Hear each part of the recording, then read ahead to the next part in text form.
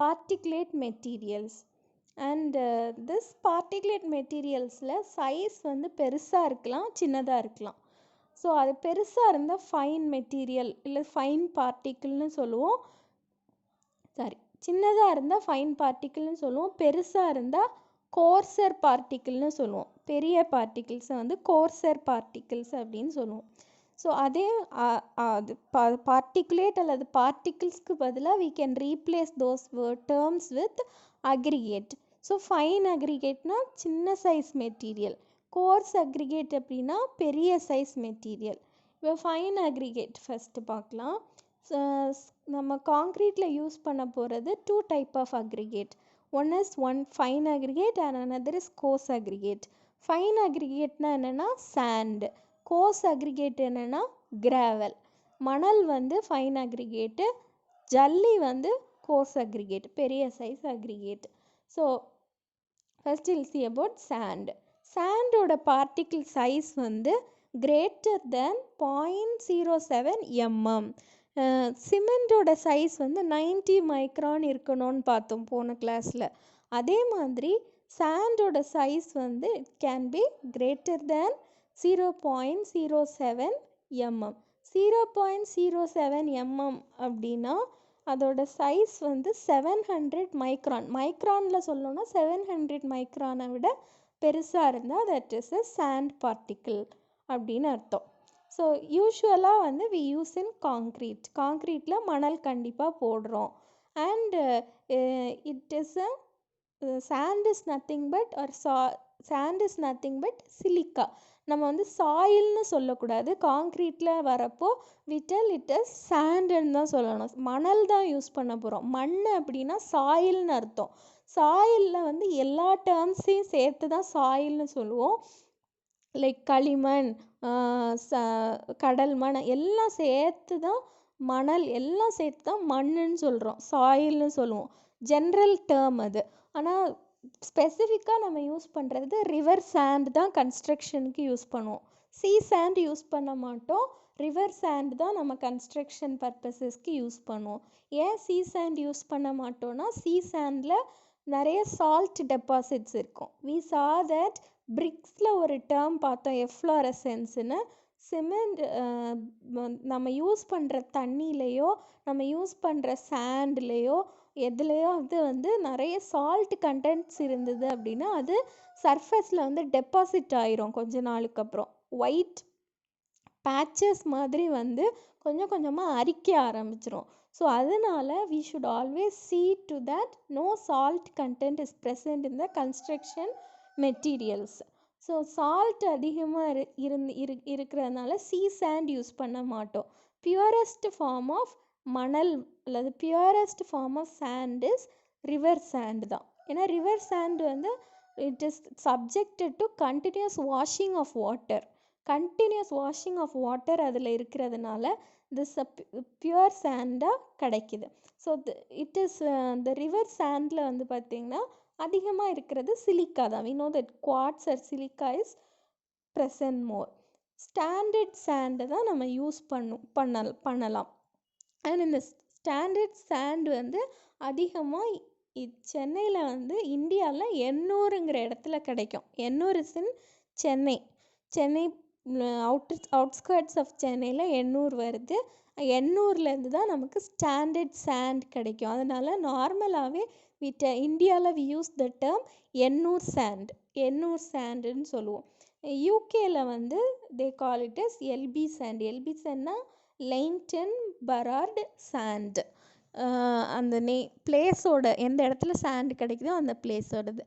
ஆனால் nowadays river சாண்டும் சரி this Ennore சாண்டும் சரி river sand is prohibited. You know that, banned, because it is not at all available in surplus amounts and also it is not environmental friendly அப்படின்னு சொல்லிட்டு it is banned in Tamil Nadu. You know that. River sand நம்ம இப்போ use பண்ணுறது இல்லை. We use M சாண்ட்னா ஒன்றும் கிடையாது. கருங்கல்லை வந்து நல்லா உடச்சி மைனிங் இதுலேருந்து அந்த கருங்கல்லை நல்லா உடச்சி அதை சாண்டாக மாற்றுறாங்க, நல்லா க்ரஷ் பண்ணி பவுட்ராக்கி அதை வந்து சாண்டாக மாற்றுறாங்க. That is M sand. M சாண்ட்னா சாதா கல்லை உடச்சி சாண்டாக மாற்றுறது தான் M sand. So nowadays M sand use பண்ணுறோம். They have close properties to river sand. River sand மாதிரி அதோட ப்ராப்பர்ட்டிஸ் ஓரளவு சிமிலராக இருக்கும். And it contains நார்மலாக ரிவர் சாண்டோட கலர் பார்த்துருப்பீங்க. இட் இஸ் ஒயிட்டிஷ் ப்ரௌனிஷ் கலரில் இருக்கும். அதுவே எம் சாண்டுனா கருங்கல்லை உடச்சி பவுட்ராக்கி சாண்டாக மாற்றுறதுனால it will have grey colour இருக்கும் அதுக்கு. ஸோ எல்லாத்துலேயுமே குவார்ட்ஸ் ஆர் சிலிக்கா அதிகமாக இருக்கும். And there are different types in sand. நார்மலாக you can say spit sand, river sand, sea sand. அது ஒரு கிளாசிஃபிகேஷன் தான். அண்ட் சோர்சஸ் ஆஃப் சாண்டை பொறுத்து they are classified into 3. One is natural sand. Natural சாண்டுனா ராக்ஸ்லேருந்து உடஞ்சி வர்றது. we know that எப்படி சாண்டு ரிவருக்குள்ளே வருது. we know that ரெயின் பெய்யும்போது மவுண்டெயின்ஸ்லேருந்து வாட்டர் அப்படியே ரிவருக்கு வருது. You know that. டேம்ஸ்க்கு போயிட்டு டேம்ஸ்லேருந்து நம்ம கலெக்ட் பண்ணி ரிவர்ஸ்க்கு அனுப்புகிறோம். இப்போ வந்து அந்த மலையிலேருந்து அடிச்சிட்டு வரும்போது ராக்ஸ் வழியாக தான் அது வருது. ஸோ அந்த ராக்ஸ் வழியாக வரும்போது it carries the sand particles with it. So அந்த ராக்ஸ் உடஞ்சி we get the sand in the streams. So that is natural sand. M sand வந்து நான் சொன்ன மாதிரி ராக்ஸை உடச்சி க்ரஷ் பண்ணி பவுட்ரு பண்ணி நம்ம எடுக்கிறது. ஹார்ட் ஸ்டோன்ஸை க்ரஷ் பண்ணி பவுட்ரு பண்ணி எடுக்கிறது க்ரஷ்டு ஸ்டோன் சாண்ட். இன்னொரு டைப் இருக்குது crushed gravel sand. Crushed gravel சாண்டுனா கிராவல்ஸை க்ரஷ் பண்ணி எடுக்கிறது. ஜல்லியை நல்லா க்ரஷ் பண்ணி சாண்டாகவும் யூஸ் பண்ணுவாங்க சில பிளேசஸில். And based on mineral present in them they are classified into quartz, felspar, carbonaceous varieties. 3 varieties are there. And based on size of sand can start from 700 micron. 700 micronல இருந்து 4.75 mm வரைக்கும் maximum size வந்து 4.75 mm size.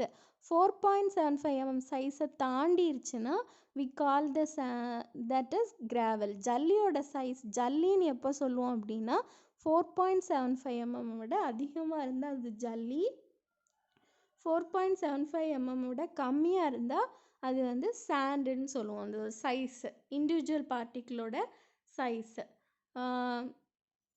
So it can vary coarse sand, medium sand and fine sand. Fine sandனா 2.2 to 2.6 fineness modulus. So இது வந்து நீங்கள் அப்புறம் memorise பண்ணிக்கோங்க. But I will explain what is fineness மாடுலஸ்ன்னு ஒரு டெஸ்ட்டு வருது. அது அந்த டெஸ்ட்டை எக்ஸ்பிளைன் பண்ணும்போது I will explain this types of sand. Also based on particle size distribution it is classified into zone 1 to zone 4. நம்ம மிக்ஸ் டிசைன்னு ஒன்று சொல்லுவோம். காங்க்ரீட் டிசைன் பண்ணும்போது காங்க்ரீட்டுக்கு always we design and take the raw materials. Mix டிசைன்னு ஒன்று இருக்குது. அந்த மிக்ஸ் டிசைன் போட்டு தான் we will finalise how much sand we are going to use, how much cement we are going to use, என்ன ரேஷியோவில் போட போகிறோம், எவ்வளோ சிமெண்ட் எப்படி போட போகிறோன்னு கேல்குலேஷன் போட்டு தான் கண்டுபிடிப்போம். ஸோ தட் இஸ் மிக்ஸ் டிசைன்னு சொல்லுவோம். அந்த in your 3rd chapter we are going to learn. அந்த மிக்ஸ் டிசைனில் வந்து சாண்டு என்ன ஜோன்லேருந்து எடுக்கிறோங்கிறது ரொம்ப முக்கியம். zone 1 to zone 4லேருந்து எந்த ஜோன்லேருந்து நம்ம எடுக்கிறோம் அப்படிங்கிறது ரொம்ப முக்கியம். ஸோ டிஃப்ரெண்ட் சைஸை பொறுத்து டிஃப்ரெண்ட் கிரேடிங்ஸ் ஆர் தேர். 4 கிரேடிங் மொத்தமாக இருக்குது. இந்த கிரேடிங்கில் எது வேணால் நம்ம சூஸ் பண்ணிக்கலாம். ஹையஸ்ட் குவாலிட்டியை பொறுத்து கிரேடு வந்து வேரியிங் ஆகும்.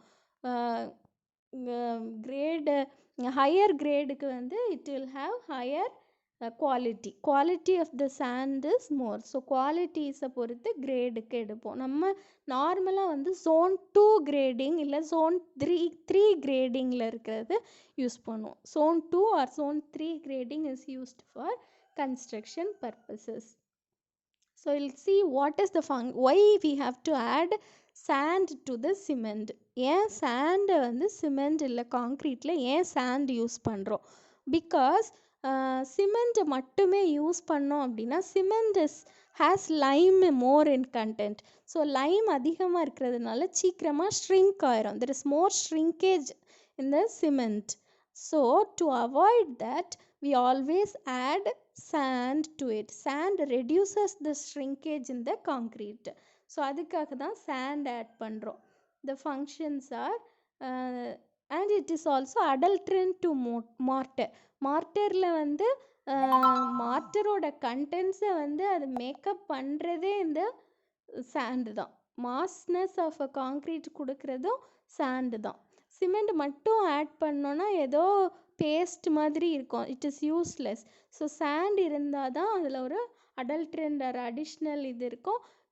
சிமெண்ட்டை மட்டுமே அதிகமாக போட்டு நம்ம ஒரு பில்டிங்கை கன்ஸ்ட்ரக்ட் பண்ண முடியாது. We need sand also. So economy is also adjusted. Also it reduces shrinkage or cracks in the mortar.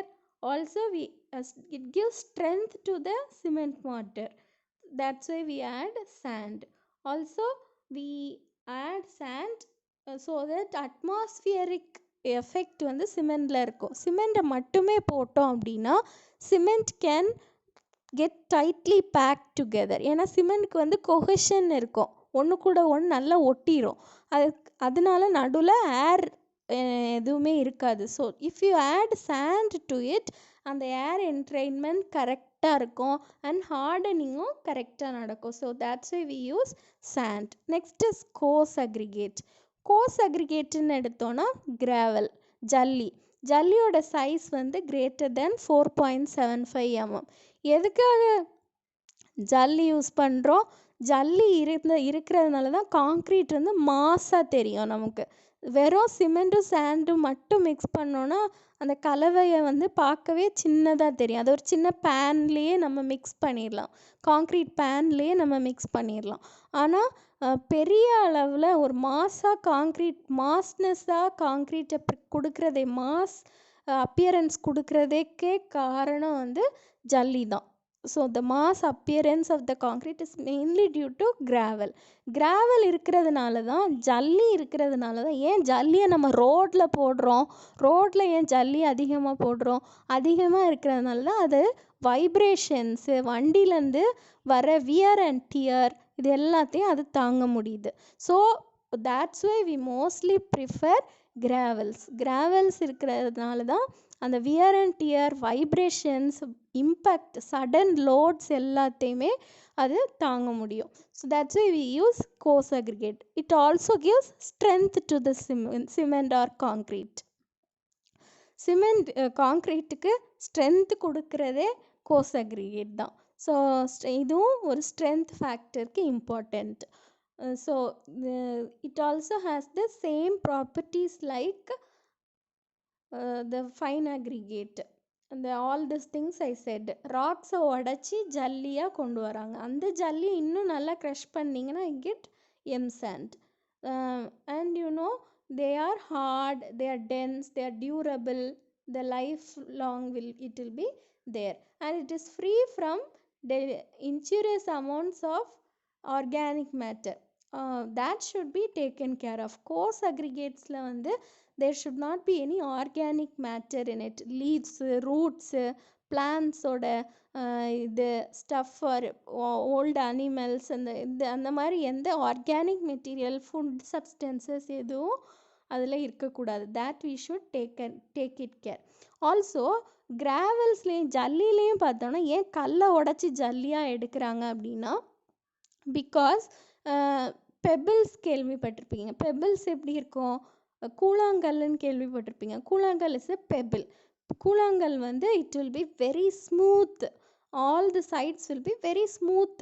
So but it cannot be used for it is not angular or flaky. Sharp எட்ஜஸோ இல்லை ஃப்ளேக்கியாவோ அது இருக்காது. ஃப்ளேக்கினா sharp எட்ஜஸாக இருக்கணும், sharp எட்ஜஸாக இருக்கணும். So அந்த ஸ்மூத்தாக இருக்கும் கல், கூழாங்கல். அதனால் we cannot use it for construction.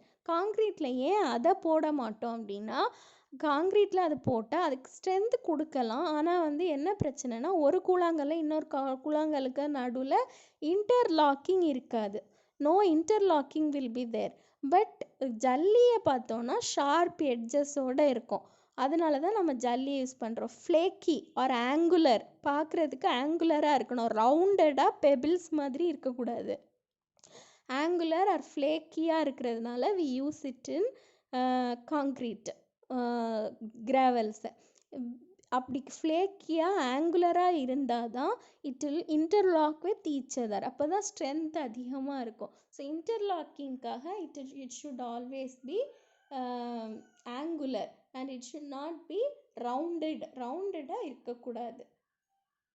Okay, now we'll move to the important concept of the unit, test on cement. It's a most repeatedly asked question. You can see April, May 15, November, December 2018, May, June 2016. Almost every year they have asked this question. 15, 16, 17, 18, 19, every year this question was there. Test on aggregates. We are going to see about 5 tests. மெயினாக 2 strength test, crushing strength, impact strength test. Then we are going to see 2 shape test. Shape, அதோட ஷேப்பை கண்டுபிடிக்கிறதுக்கு 2 test இருக்குது. Flakiness index, elongation index. And another test is abrasion resistance, abrasion test. And another test is grading test. So totally we are going to see 6 tests in aggregate. Crushing, 2 strength test, 2 shape test, and another 2 normal resistance test. Grading is the size. அதான் பார்க்க போகிறோம். First we'll start with grading of aggregate. Grading of aggregate, as I showed you some picture. நேரமாக ஒரு table பார்த்தோம். அதில் வந்து zone 1, zone 2, zone 3, zone 4ன்னு 4 table பார்த்தோம். அந்த டேபிளை டிட்டர்மைன் பண்ணுறதே, அந்த ஜோன் எந்த ஜோனில் இருக்கணும்னு டிட்டர்மைன் பண்ணுறதே இந்த கிரேடிங் டெஸ்ட்டு தான். இந்த கிரேடிங் டெஸ்ட்டு வந்து grading is also known as fineness modulus determination. We are going to actually determine the fineness modulus, or in other terms it is also called as particle size distribution test. எந்த டேர்மில் கேட்டாலும் you should answer it. You should be able to recognize this as the answer. Grading test or fineness modulus or particle size distribution is about this test. இதில் என்ன பண்ணுவோம் அப்படின்னா, we are going to determine the particle size. Sand இருக்குது, அந்த சாண்டோட size என்ன, அந்த சாண்டோட shape என்ன, மெயினாக அதோட சைஸ் என்ன அப்படிங்கிறத டிட்டர்மைன் பண்ண போகிறோம். ஃபைன் சாண்டா, மீடியம் சாண்டா, கோர்சர் சாண்டா. சாண்ட்லேயே நீங்கள் பார்த்தீங்கன்னா ரொம்ப சாஃப்டான சாண்ட் இருக்குது. சின்னதாக அரிப்பில் அரித்து எடுத்தோன்னா அதோட சாண்டோட சைஸ் சின்னதாக வரும். சம்டைம்ஸ் காங்க்ரீட்டுக்கு போடும்போது சாண்டு பார்த்திங்கன்னா பெரிய சைஸ் போடுவாங்க. மார்ட்டர் ப்ரிப்பேர் பண்ணும்போது இல்லை பூசும்போது பார்த்திங்கன்னா சிமெண்ட்டு கூட போடுற சாண்டோட சைஸு ரொம்ப சின்னதாக இருக்கும். ஆனால் காங்க்ரீட்டுக்கு போடுற சாண்டோட சைஸ் வந்து பெருசாக இருக்கும். ஸோ 2.36 mm வந்து ஃபைன் சாண்ட். அதை விட கம்மியானது தான் we will be using for mortar. So அந்த சாண்டோட சைஸ் வந்து வெரி இம்பார்ட்டன்ட். அதை டிட்டர்மைன் பண்ணுறதுக்கு தான் we are going to do. First வந்து ஃபைன் அக்ரிகேட்டுக்கு பண்ண போகிறோம். என்ன பண்ணணும்னா, take 1 kg of sand, normal sand 1 kg எடுத்துக்கணும். அப்புறம் வந்து சீவ்ஸ்னால் அரிப்பு, ஜல்லடை. இந்த சீவ்ஸை வந்து எப்படி இருக்கும்னா, நம்ம வீட்டில் மாவு அரிப்பாங்க பார்த்துருப்பீங்க சீவ்ஸ், அந்த மாதிரி சீவ்ஸ் தான் லேப்லேயும் இருக்கும். அந்த லேபில் இருக்க அந்த சீவ்ஸில் தான் we are going to sieve it. அதோட சைஸ் வந்து சீவ்ஸோட சைஸ் வேறு இருக்கும். கீழே இருந்து மேலே சின்ன சைஸ் வரியாக கீழேருந்து மேலே அடுக்கணும். கீழே வந்து சின்ன சைஸ், அதுக்கு மேலே அதை விட பெருசு, அதுக்கு மேலே அதை விட பெருசு, இந்த மாதிரி வைக்கணும். எந்த சீவ் நம்பர்ஸ் வைக்கணும்னு they are given in the Indian standards. First மேலே வந்து 10 mm வைக்கணும், அடுத்து 4.75 mm, அதுக்கப்புறம் 2.36 mm, அப்புறம் 1.18 mm, அப்புறம் 600 மைக்ரான், அப்புறம் 300 மைக்ரான் சைஸு. கீழே வந்து ஒரு கலெக்டிங் பவுல் வைக்கணும். ஸோ சீவ்ஸை வந்து ஒன்றுக்கு மேலே ஒன்றா அடுக்கி வைக்கணும். சீவ்ஸு கீழே வந்து சின்ன சைஸ்லேருந்து மேலே வந்து பெரிய சைஸ் சீவ் வரைக்கும் ஒன்றுக்கு மேலே ஒன்று அடுக்கி வச்சிடணும். அடுக்கி வச்சுட்டு மேலே வந்து you should pour the sand taken. 1 kg of sand எடுத்திருக்கீங்க, அது வந்து மேலேருந்து யூ ஷுட் போர் பண்ணிவிட்டு அதை மேலே வந்து you should close it with the லிட்டை வச்சு க்ளோஸ் பண்ணிவிட்டு சீவ் ஷேக்கிங் மெஷின்னு ஒன்று இருக்குது, அந்த சீவ் ஷேக்கரில் வச்சு நல்லா ஷேக் பண்ணணும். நல்லா ஷேக் பண்ணும்போது என்னாகும், மேலே நீங்கள் போட்ட 1 kg அப்படியே சீவாகி பாஸ் ஆகி கீழே வரைக்கும் ஃபைனர் சைஸ் வரைக்கும் வரும். பெரிய சைஸ் பார்ட்டிகிள்ஸ்லாம் அதில் ரீட்டைன் ஆகும். ஒவ்வொரு சீவ்லேயும் சின்ன பார்ட்டிகிள்ஸ் எல்லாம் கீழே வரைக்கும் வந்துடும், சீவாகி கீழே வரைக்கும் வரும் அந்த ஷேக்கிங்னால். நியர்லி 10 minutes ஷேக் பண்ணணும். 10 minutes ஷேக் பண்ணால் போதும் மேக்ஸிமம். இப்போ அதுக்கப்புறம் என்ன பண்ணோன்னா, வெயிட் ஒவ்வொரு சீவோட எம்டி வெயிட் ஃபஸ்ட்டே போட்டு வச்சுருக்கணும். அதுக்கப்புறம் சீவ் ஷேக்கர் 10 நிமிஷத்தில் வச்சு ஷேக் பண்ணி முடித்ததுக்கப்புறம் ஒவ்வொன்றிலையும் ரீட்டைன் ஆகிருக்கும், அதை எடுத்து வெயிட் போடணும். ஸோ ஒவ்வொன்றில் எவ்வளோ ரீட்டைன் ஆகிருக்கோ அதை வச்சு we will find the particle size or we will classify the particle size. அதை வச்சு we will find fineness modulus. So இப்படி தான் சீவ்ஸ் இருக்கும். அரிப்பு வந்து இப்படி தான் இருக்கும். You can see the size, சீவோட சைஸ் பார்க்கலாம் நீங்கள். ஒன்று பெருசாக இருக்குது, அதுக்கு அடுத்து சின்னதாக இருக்கும், அடுத்து சின்னதாக இருக்கும். You can see the sizes of the sieve size ஒவ்வொன்றுக்கும் எவ்வளோ வேரி ஆகுதுன்னு பார்க்கலாம். ஸோ எல்லாத்தையும் ஒன்றுக்கு மேலே ஒன்று அடுக்கி வைக்கணும். எப்படி அடுக்கி வைக்கணும்னா, கீழே வந்து சின்ன சீவ் சைஸ் இருக்கணும், மேலே வந்து இந்த பெரிய சீவ் சைஸ் இருக்கணும். ஸோ அசெண்டிங் ஆர்டரில், கீழேருந்து அசெண்டிங் ஆர்டரில் from bottom you should place the sieves, then keep it in the sieve shaker. இந்த left picture is sieve shaker. இந்த சீவ் ஷேக்கரில் வைக்கணும். இது வந்து இந்த ஆர்டரில் தான் நீங்கள் வைக்கணும். நீங்கள் see this, ஒவ்வொன்றிலையும் ரீட்டைன் ஆனதை எடுத்து, ஒவ்வொரு சீவ்லேயும் ரீட்டைன் ஆனதை எடுத்து கீழே போட்டு காமிச்சிருக்காங்க லெஃப்ட் பிக்சரில். பெரிய சைஸாக இருக்கிறது வந்து கிராவல், அதோட சின்னது எல்லாமே சாண்டு. இந்த சாண்ட்லேயுமே டிஃப்ரெண்ட் சைஸஸ் இருக்கிறத நீங்கள் பார்க்கலாம். கொஞ்சம் கல் மாதிரி இருக்குது, அதுக்கப்புறம் கொஞ்சம் உப்பு கொஞ்சம் பெரிய ரைஸ் மாதிரி இருக்குது. அடுத்த சைஸ் வந்து பார்த்திங்கன்னா ரொம்ப உப்பு மாதிரி ஆயிடுது. ஸோ யூ கேன் see ஒவ்வொன்றிலையும் எவ்வளோ ரீட்டைன். இதுவும் சாண்டு தான், அந்த ரைஸ் மாதிரி இருக்கிறதுமே சாண்டு தான், எல்லாமே சாண்டு தான். But you can see the differences in them. So இதை வச்சு we will draw a graph and we will find it. இது எல்லாமே சாண்டு தான், but you can see the particle size differences. Size டிஃப்ரென்சஸை நீங்கள் பார்க்கலாம். கொஞ்சம் பெரிய சைஸ், அதாவது தேர்ட் பிக்சர் வந்து you can use it for concrete. அதே time 4th picture and 5th பிக்சரில் இருக்கிற sand size can be used in மார்ட்டரில் யூஸ் பண்ணுவாங்க. So you can see the differences in them. ஸோ அதை வச்சு தான் we will find the fineness modulus. எவ்வளோ வெயிட் ரீட்டைன் ஆகிருக்கு, இது எல்லாமே ரீட்டைன் ஆனது. ஒவ்வொரு சீவ்லேயும் ஷேக் பண்ணி முடித்ததுக்கப்புறம் ரீட்டைன் ஆன சாண்டு, இந்த வெயிட்டை வச்சு தான், பர்சன்டேஜை வச்சு தான் we will find the particle size or the fineness modulus. இது கோர்ஸ் அக்ரிகேட்ஸ்க்கு பண்ணும்போது பெரிய சைஸ் சீவ்ஸ் யூஸ் பண்ணுவோம். அங்கே வந்து மைக்ரான்ஸில் வி யூஸ்டு த சீவ்ஸ், இங்கே வந்து பெரிய எம்எம்மில் யூஸ் பண்ணுவோம். Starting from 2.36 mm, 4.75 mm, 10 mm, 12.5 mm, 16 mm, 40 mm, 800 mm. அங்கே வந்து we took 1 kg of sand. இது வந்து கோர்ஸ் அக்ரிகேட்ஸ். ஜல்லிங்கிறதுனால பெரிய சைஸ் சீவ் யூஸ் பண்ணணும். யூஸ் மோர் ஆஃப் ஜல்லி, 5000 grams. 5000 grams is nothing but 5 kg of ஜல்லி is taken. அதே மாதிரி சீவ்ஸை அடுக்கி வச்சுட்டு மேலே you should pour it and shake it in the sieve Shekar. Sieve Shekar இல்லை அப்படின்னா கையால் சீவ் பண்ணோம். ஓவனில் எவ்வளோ ரீட்டைன் ஆகுதுன்னு கண்டுபிடிக்கணும். அந்த ரீட்டைன் ஆன வேல்யூ வச்சு will find the fines modulus. cumulative percentage of weight retained divided by 100 will give you the fineness modulus. இது வந்து ஜல்லிக்கு யூஸ் பண்ணுற சீவ் சைஸ். பெரிய சீவ்ஸு பெருசாக இருக்கும் பார்க்குறதுக்கே. அந்த சீவ் சைஸ் ஒவ்வொன்றுக்கும் வேரி ஆகும். பெரிய பெரிய சைஸ் 80 mm வரைக்கும் we will be having in the laboratory. லேபில் வந்து இது எல்லாமே இருக்கும். லேபில் இது எல்லாமே நீங்கள் டெஸ்ட் பண்ணலாம். So this is about fines test.